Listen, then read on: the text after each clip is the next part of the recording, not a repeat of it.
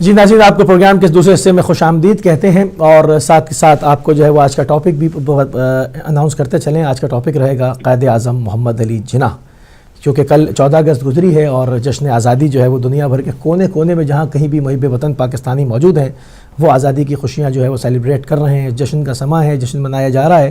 تو آج کا ہمارا پروگرام کا موضوع بھی رہے گا قائد اعظم محمد علی جناح کی بہترین شخصیت کے اوپر، آفاقی شخصیت کے اوپر گفتگو بھی رہے گی، ان کی شخصیت کے بارے میں بات بھی کریں گے، انہوں نے کیسا پاکستان چاہا تھا، کیسا بنایا تھا، کس طرح کی، تھوڑی ان کی زندگی نے اتنی مہلت نہیں دی مگر جتنی بھی ان کو مہلت دی انہوں نے کس طرح کی حکومت کی، کس طرح کی ان کی گورننس تھی۔ ان تمام چیزوں پہ بات کرنے کے لیے جس معروف شخصیت کو آج ہم نے اپنے پروگرام میں دعوت دی ہے، آپ کی شخصیت کسی تعارف کی محتاج نہیں، آپ قائد اعظم محمد علی جناح کے اوپر جو ہے وہ پی ایچ ڈی کر رہے ہیں، آپ پریزیڈنٹ ہیں گریڈ سی انسٹیٹیوٹ کراچی سے، پروفیسر سید علی عباس عابدی صاحب آپ کو پروگرام میں خوش آمدید کہیں گے، آپ کی خدمت میں سلام عرض کریں گے۔ السلام علیکم ورحمۃ اللہ۔ السلام علیکم۔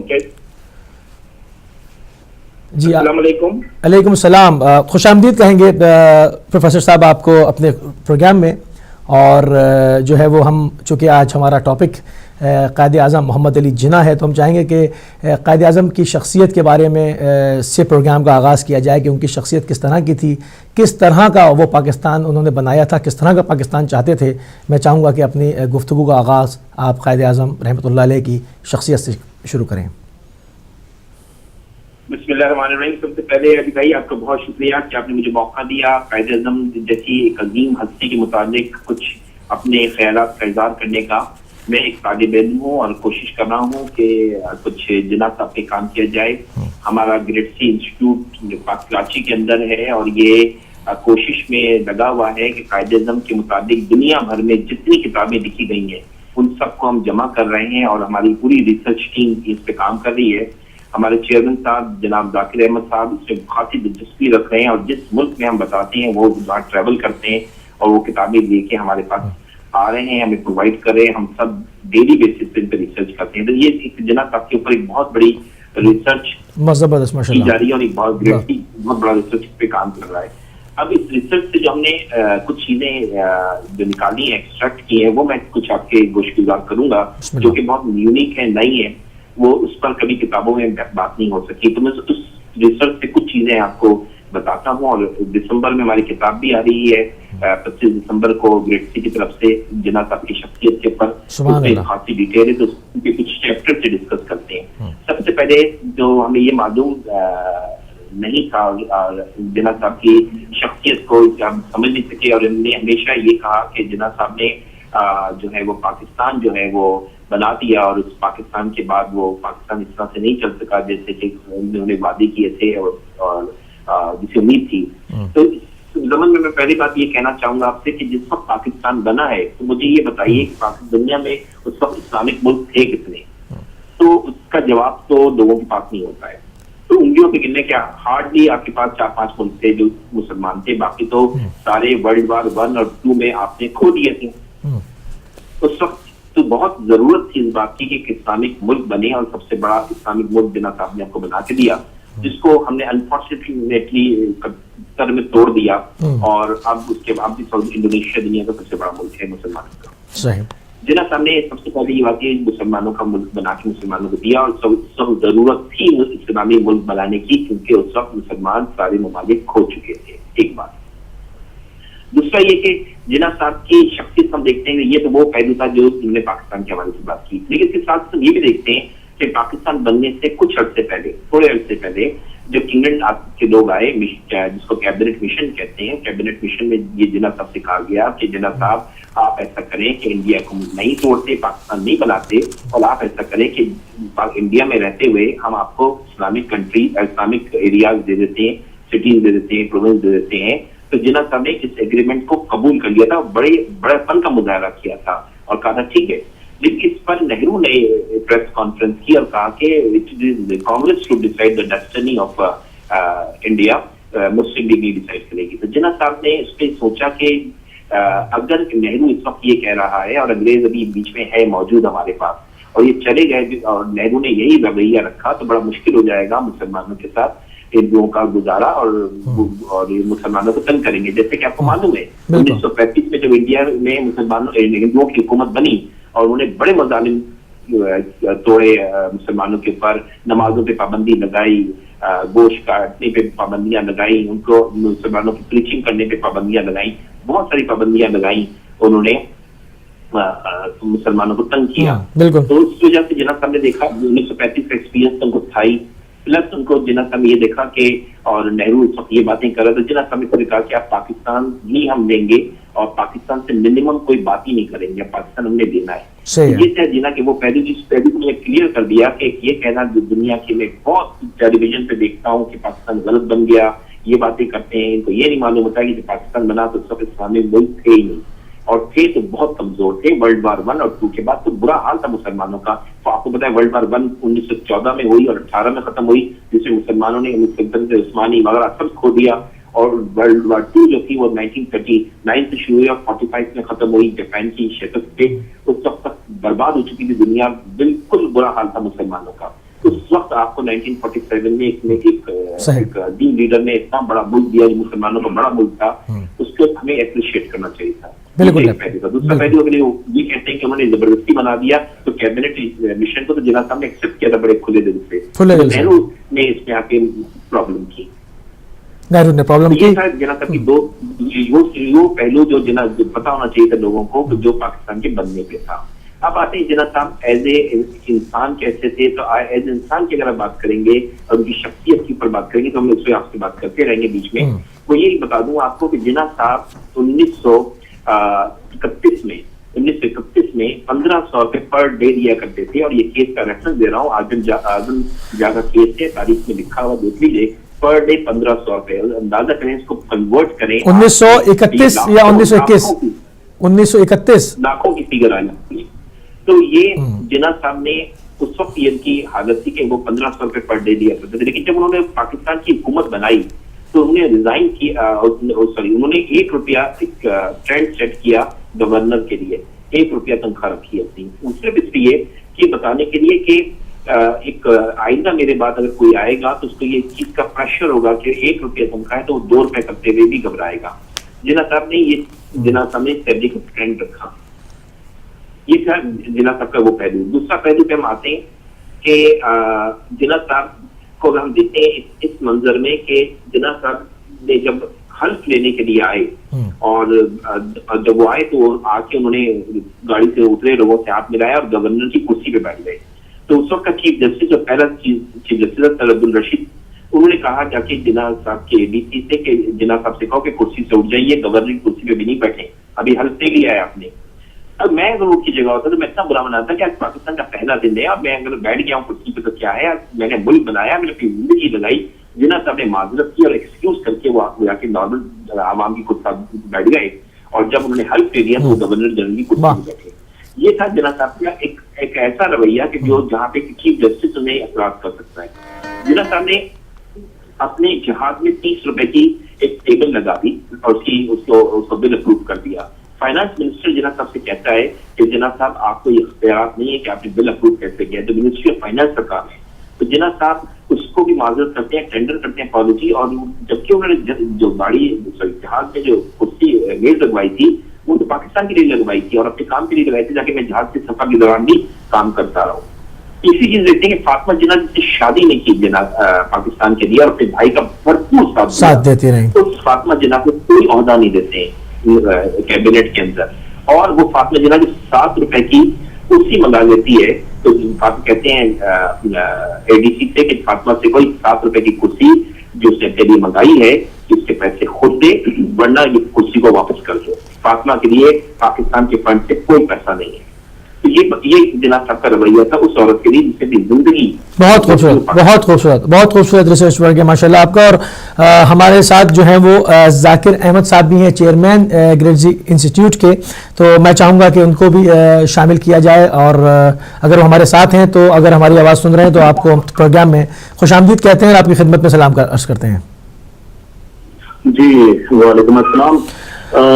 سب سے پہلے تو تمام جو انٹائر یو کے اور جہاں جہاں آپ کے یہ ناظرین آپ کے چینل کو دیکھ رہے ہیں, سب کو میرا سلام، گریٹسی کا سلام، اور نیک خواہشات اس چینل کے لیے کہ اللہ اس کو رات اور دنوں کے اندر الہی آمین، الہی آمین، الہی آمین. بہت شکریہ جناب. میں آپ سے یہ جاننا چاہوں گا کیونکہ آپ کا ایک بہت وسیع ریسرچ ورک ہے، پورا انسٹیٹیوٹ اس کے اوپر قائد اعظم محمد علی جناح کے اوپر کام کر رہا ہے. آپ ملکوں جیسے ابھی ڈاکٹر علی عباس عابدی صاحب نے بتایا کہ آپ پورے ملکوں سفر کرتے ہیں اور جہاں سے بھی کوئی چیز قائد اعظم محمد علی جناح کے بارے میں کوئی کتاب ملتی ہے، کچھ ریفرنس ملتا ہے، آپ اس کو لے کر آتے ہیں. اتنا عظیم کام آپ انجام دے رہے ہیں. تو میں آپ سے پوچھنا چاہوں گا کہ ایز اے اسٹیٹ مین قائد اعظم محمد علی جناح نے کیسی گورننس کی، کیسی حکومت چلائی؟ بہت مختصر ان کا میعاد رہی، زندگی نے مہلت نہیں دی، وہ بیمار تھے، مگر جتنا بھی عرصہ انہوں نے حکومت چلائی وہ کیسی حکومت تھی؟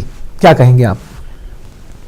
دیکھیں، اس کے اندر سب سے پہلے تو یہ ہے کہ مین ایکسٹریم بات آ جاتی ہے کہ آپ اپنی لائف کے اندر ڈیڈیکیٹ کتنے سنسیئر ہیں اپنے آپ سے. صحیح. جب ایک پرسن سنسیئر نہیں ہوتا تو وہ اپنی فیملی کے لیے سنسیئر نہیں ہوتا. جب آپ کا لیڈر سنسیئر نہیں ہوگا تو وہ کنٹری کبھی بھی پروموٹ نہیں ہو سکتی، دنیا کے اندر پازیٹیولی پروموٹ نہیں ہو سکتی. تو اس لیے جناح صاحب کی جو پرسنل ایشو تھا، ان کی ہیلتھ کا ایشو تھا، وہ انہوں نے کبھی ڈسکلوز اس لیے نہیں کیا، اور ڈاکٹر کے حالانکہ ریکمینڈ تھا ڈاکٹر کی طرف سے کہ آپ اس کو ڈسکلوز کریں تاکہ آپ بیڈ ریسٹ کر سکیں. انہوں نے اس پر ڈینائی کیا. انہوں نے کہا جناب میں اپنی صحت کے معاملے میں ڈسکلوز نہیں کروں گا، اگر میں کر گیا تو مجھے میرا دشمن مجھے کمزور سمجھے گا. اور پھر ہمارے پاس کوئی دوسرا ایسا لیڈر نہیں تھا اس وقت پورے ایشیا کے اندر، برصغیر کے اندر، جو یہ دوبارہ اسٹینڈ لے سکتا تھا کہ پاکستان ایک آزاد مملکت بن پائے. تو اس لیے انہوں نے اس بات کو چھپا کے رکھا، اور اس کی ریزن یہ تھی کہ وہ اپنے ملک کے ساتھ، اپنی قوم کے ساتھ ایز اے مسلم ایک یونٹ جو وہ لے کے چل رہے تھے، تو اس کے حوالے سے وہ بہت سنسیئر تھے. تو انہوں نے اپنی بیماری چھپائی، اپنی نجی زندگی کو چھپایا، اس کو قربانی دی، اور اس کے جانے کے بعد لوگوں کو پتا چلا کہ ہمارا لیڈر جو تھا وہ ان تمام چیزوں کو چھپا کر کے ہمیں جنت دے گیا. یہ ایک یہ بات تھی ان کی. بہت شکریہ. آپ ہمارے پروگرام میں شامل ہوئے گریٹسی انسٹیٹیوٹ کے چیئرمین جناب ذاکر احمد صاحب. اور دوبارہ چلیں گے ہم ڈاکٹر جناب علی عباس عابدی صاحب کی طرف. ایز اے پریزیڈنٹ آپ جو ہے وہ کام کر رہے ہیں گریٹسی انسٹیٹیوٹ میں.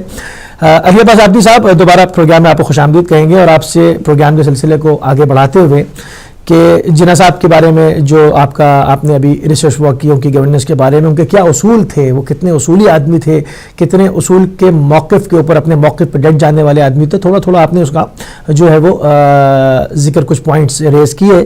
یہ بتائیے کہ جناح نے پاکستان کے علاوہ، قائد اعظم محمد علی جناح رحمۃ اللہ علیہ نے پاکستان کے علاوہ کتنے ملکوں کی آزادی میں اہم کردار ادا کیا؟ لیکن یہ سوال بہت زبردست ہے، بڑا اہم ہے. ہمیں یہ بھی نہیں معلوم، ہم سمجھتے تھے کہ جناح صاحب نے پاکستان کو آزاد کرایا ہے. جب ہم نے اس کو اسٹڈی کیا، میں نے تو عرض کیا کہ ذاکر صاحب ہماری کوششن چیئرمین صاحب کی خواہش کی ہے کہ جناح صاحب سے ایک ایسی زبردست پی ایچ ڈی کرائی جائے اور کتاب لکھی جائے. تو ہم نے جب پڑھا اور کتابیں منگوائی تو اس میں دیکھا کہ جناح صاحب نے پاکستان کے علاوہ انڈونیشیا کو آزاد کرایا. ایک ایک کر کے ڈسکس کرتے تھے. انڈونیشیا کو آزاد کرایا. انڈونیشیا کی آزادی اس طرح سے تھی کہ جب ورلڈ وار 2 ختم ہوئی، ایٹم بم مارے گئے جاپان کے اوپر، تو جاپان نے انڈونیشیا پہ قبضہ کر رکھا تھا. وہ قبضہ ختم ہو گیا تو ہالینڈ نے چاہا کہ کسی طرح انڈونیشیا پہ قبضہ کر لیا جائے. وہاں مسلمان انڈونیشیا کے اندر جنگ لڑ رہے تھے. احمد سکارنو ان کا لیڈر تھا، ڈاکٹر محمد اٹا. وہ کوشش میں تھے کہ کسی طرح یہ انڈونیشیا اسلامک ملک بن جائے. تو ہالینڈ نے حملہ کر دیا، اور ہالینڈ نے جب حملہ کیا تو لڑائی بڑھ گئی. تو ہالینڈ نے مدد مانگی انڈیا سے. انڈیا میں اس وقت برٹش انڈیا تھا، اور انڈیا میں برطانیہ کی حکومت ہوئی.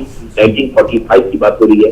تو انڈیا نے اپنی فوجی بھیج دی انڈونیشیا. جو فوج جا رہی تھی، اس فوج میں 600 سولجر ایسے تھے جو مسلمان تھے. جناح صاحب نے ان کی برین اسٹارمنگ کی، انہیں سمجھایا، سکھایا کہ دیکھو ہم بھی مسلمان لوگ کھڑے ہو رہے ہیں، آزادی کے لیے لڑ رہے ہیں، اور انڈونیشیا بھی کوشش کر رہا ہے. تم لوگ وہاں کہ تم لوگ برطانیہ کے سپاہی ہو، لیکن تمہیں سوچنا چاہیے کہ تم انڈونیشیا جا رہے ہو مسلمانوں کو مارنے کے لیے، ان کی آزادی میں مدد کرو ان کی. 600 سولجر نے جا کے انڈونیشیا میں احمد سکارنو کا ساتھ دیا، اور بالآخر انڈونیشیا آزاد ہوا. آزادی جب مل گئی انڈونیشیا کو، تو 600 سولجرز کو پھانسی کی سزا کا اناؤنسمنٹ کیا، کیونکہ انہوں نے انہیں غدار قرار دیا. सिंगापुर की कोर्ट में। तो जिन्ना साहब ने फिर अपनी महारत, अब ये चीज इससे पहले जिन्ना एज ए मुस्लिम लीडर थे, अब जिन्ना एज ए लॉयर सामने आए, अपनी महाराना और लीगल अप्रोच का इस्तेमाल करते हुए उन 600 सोल्जर्स को फांसी के तख्ते से बचा लिया, और इसमें से 100 शहीद हो गए थे जंग के दौरान, तो 500 बच गए थे। इसके बाद क्या हुआ कि 1945 में मैंने अर्ज किया इंडोनेशिया आजाद हो गया, लेकिन हॉलैंड को सब्र नहीं आया। हॉलैंड ने क्या किया कि 45 का बदला लेने के लिए 1947 में 2 साल के बाद दोबारा इंडोनेशिया पे हमला किया और कैप्चर करने की कोशिश की। जिन्ना साहब ने कराची एयरपोर्ट पे सारे हॉलैंड के जहाज उतरवा दिए और कहा कि इंडोनेशिया पे हमला पाकिस्तान पे हमला है। तो ये था इंडोनेशिया के ऊपर बहुत बड़ा एहसान।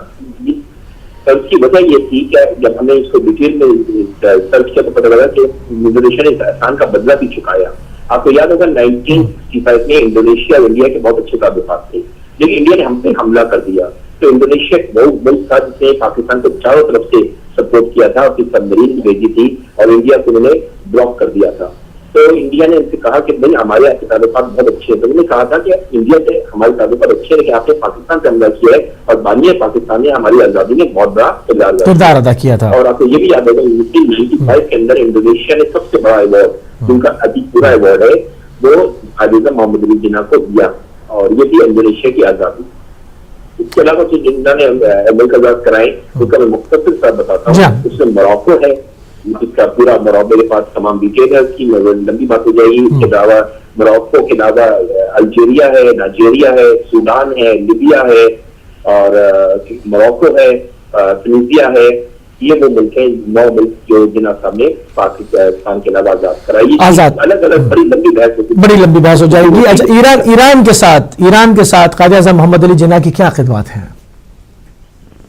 ईरान के साथ देखिए ऐसा हुआ था 1945 में, आपको पता है हम आजाद नहीं थे, हम इंडिया जो था वो बरतानिया की कॉलोनी था, ठीक है ना। तो हुआ ये कि हम चूंकि वर्ल्ड वॉर हुई थी, अब तक हिटलर ने और क्या नाम है जापान ने और क्या नाम है इटली ने हमला करा किया तो दुनिया पे।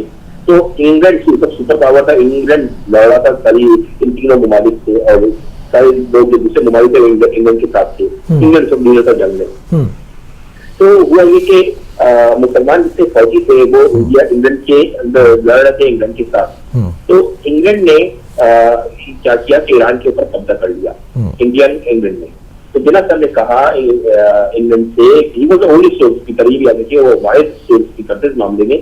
वो उन्होंने कहा कि आप ईरान को खाली करो अपनी फौजों से, अगर आपने ईरान पे कब्जा किया तो हम आपका जंग में साथ नहीं देंगे वर्ल्ड वॉर 2 के अंदर। तो ईरान से अंग्रेजों ने फिर अपनी फौजें हटा दी। तो ये बहुत बड़ा नामा है हमारे, मतलब ये ऐसी तारीखी हक़ाइक़ हैं जो कि कौम को नहीं बताए जाते। मैं नहीं सुनता कि किसी शो के अंदर इतनी डिटेल कायद-ए-आज़म मोहम्मद अली जिन्ना के और दूसरी नेशंस के ऊपर, दूसरी मुसलमान अक़वाम के ऊपर इतने एहसानात का कभी जिक्र किया जाता हो। बहुत हमारी खुशकिस्मती है कि आप हमारे साथ हैं और तमाम कायद-ए-आज़म मोहम्मद अली जिन्ना की ज़िंदगी के औराक़ पलट के और उसके अंदर से ऐसे हक़ाइक़ हमको जो है वो हमारे नाज़रीन तक पहुँचा रहे हैं। एक आखिरी सवाल मैं आपसे करूँगा, हमारे सेगमेंट का टाइम बिल्कुल ख़त्म होने वाला है, कि अरबों के ऊपर कायद-ए-आज़म मोहम्मद अली जिन्ना ने जो एहसानात किए वो क्या थे? देखिए अरबों के ऊपर एहसानात ऐसे हैं कि तारीख के आर्काइव में मिल जाते हैं, वो लेटर्स हैं जो अरबियों ने लिखे हैं, यमन के लेटर देखने का। देखिए उम्मत मुस्लिमा में आपको पता है कि अभी भी आज तक अगर आज की बात करें 2016 में, तो कोई बहुत पढ़ा लिखा आदमी नजर नहीं आता जो इंटरनेशनल लेवल का हो। कायद-ए-आज़म उस वक्त जब मैं बात कर रहा हूँ 1900 की स्टार्ट अर्ली में, उस वक्त जिन्ना का भी पढ़ा लिखा इंसान था, अंग्रेजी बोलता था, अंग्रेजों से बात करनी आती थी, आइन का बहुत अच्छा इल्म था उसको, और उसको इसके अलावा क्राइम क्रिमिनल लॉ या सिविल लॉ से पहले भी अर्ज किया, इसकी बड़ी महारत थी। तो इसने और अरब का यह हाल था कि अरब इस वक्त 1960 में पेट्रोल निकला, अरब अमीर हुए, सब अरब बहुत गरीब थे। हुआ यह कि 1917 में ये डिसाइड किया गया वर्ल्ड वॉर 1 के दौरान कि फलस्तीन को इजराइल को दे दिया जाए। 1917 में इसको कहते थे बेल्फर डिक्लेरेशन। बेल्फर डिक्लेरेशन पास हो गई और बेचारे मिस्कीन अरबी बड़े मायूसी से देख रहे थे कि वहां उनके इलाकों में इजराइल को भेजा जा रहा था। तो जिन्ना साहब ने 1917 में इस चैलेंज को पिकअप किया और कहा कि इजराइल चूंकि आजाद हो चुका था और उसके बाद कैसे दिया जा सकता है, تو یہ تو وہ بنا تھا جب حضرت عمر کی قیادت میں یہ ہم نے مقدس وغیرہ تمام چیزیں پتہ کر لی تھی، تو انہوں نے کہا کہ حضرت عمر نے تو زیادتی کی تھی اور انہوں نے قبضہ کر لیا تھا اسرائیل کے علاقوں پہ آ کے، مسلمانوں نے زیادتی کی تھی. انہوں نے پھر کہا کہ پھر 1857 میں برطانیہ نے بھی زیادتی کی ہے، آپ بھی ہمارا ملک چھوڑ کے چلے جاؤ، آپ نے بھی تو قبضہ کر رکھا ہے. پھر اس پہ آرگیومنٹ ہوئے، امریکہ کے ساتھ آرگیومنٹ پڑھیے گا، بڑی تاریخ میں امریکہ کے صدر ٹرومن سے آرگیومنٹ ہوئے، کیا نام ہے چرچل تھے، انگلینڈ کے پرائم منسٹر تھے، ایٹلی تھے. پھر جو اسرائیل آزاد ہوتے ہوتے 1948 میں اسرائیل آزاد ہوا، جناح صاحب بہت بیمار ہو چکے تھے اور انٹرنیشنل سیاست سے دور ہوتے جا رہے تھے. تو 1948 میں 31 سال جناح صاحب نے روکا اور آخر بالآخر 1948 میں اسرائیل آزاد ہو گیا.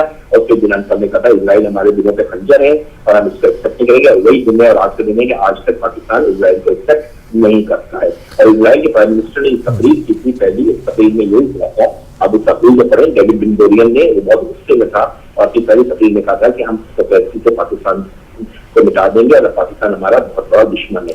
ٹھیک، یہ ہم اس نقطے تک پہنچ گئے کہ جہاں تک گفتگو کو آنا تھا کہ ہم اس کو مٹا دیں گے، یعنی کہ اب دشمن جو ہے وہ بھی واضح ہو چکا اور جس حکمران جس روش کے اوپر چل رہے ہیں وہ آپ کے سامنے ہے.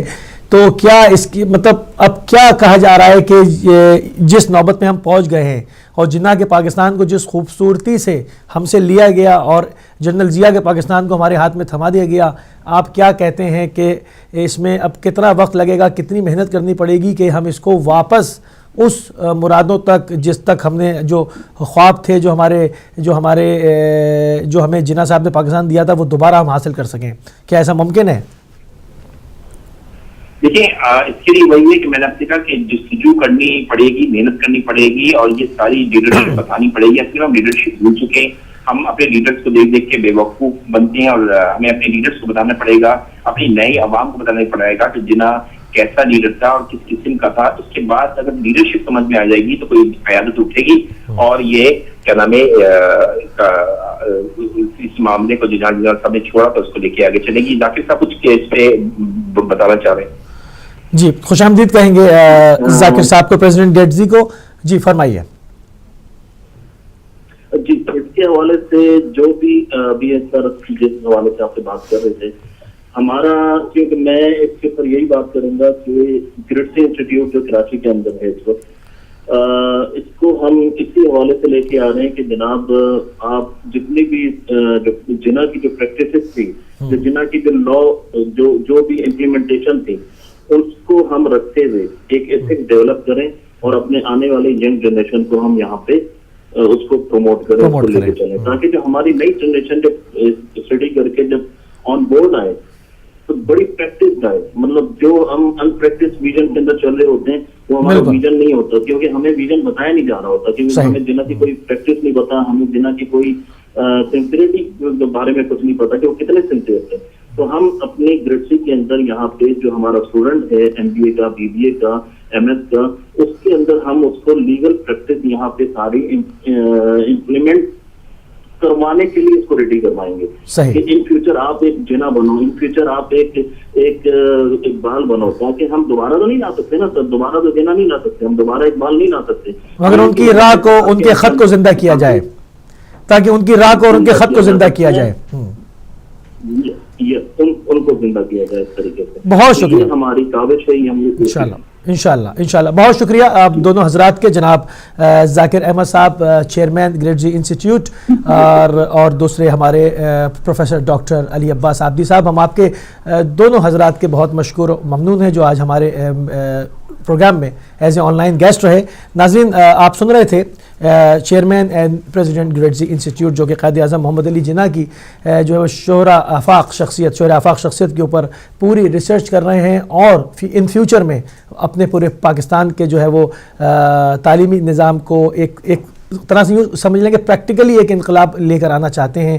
لوگوں کو قائد اعظم محمد علی جناح کا خط، ان کی جو لائن تھی، جو ان کے نقش تھا، اس کے اوپر جو ہے وہ لوگوں کو تعلیم دینا چاہتے ہیں تاکہ لوگوں کو پریکٹیکلی پتہ چل سکے. ہمیں ابھی تک صرف یہ بتایا جاتا ہے کہ بہت ایماندار تھے، بہت جو ہے وہ محنتی تھے، مگر ایک ان کی جو تاریخی حقائق ہیں جو انہوں نے مسلم امہ کے لیے، جو مختلف ممالک کے لیے جو پریکٹیکل کام کر کے دکھائے، ان اوراق میں سے کبھی بھی گرد نہیں صاف کی جاتی، ان کو ہمیں نہیں سمجھایا جاتا نہیں بتایا جاتا. تو ہماری کوشش یہی رہے گی کہ ہم اپنے پلیٹ فارم سے ہمیشہ جب بھی قائد اعظم محمد علی جناح کا ذکر آئے ہم آپ کو ایک ایسی ڈاکومنٹڈ چیزیں آپ کی خدمت میں پیش کر سکیں, ان کی شخصیت کے وہ اوراق آپ کے سامنے لا سکیں جو آپ نے اس سے پہلے بہت کم سنے ہیں یا کبھی نہیں سنے. ناظرین, ہمارا پروگرام جو ہے وہ سلسلے وار اپنے مراحل طے کرتا رہے گا, آگے بڑھتا رہے گا. اگلے مرحلے میں ہم آپ کی کالز کو بھی شامل کریں گے, آپ کو شامل کریں گے, آپ کی قیمتی آرا کو بھی شامل کریں گے اور جو ہے وہ سلسلے کو مزید آگے بڑھائیں گے. فی الحال ہمیں جانا ہوگا ایک مختصر سی بریک پہ.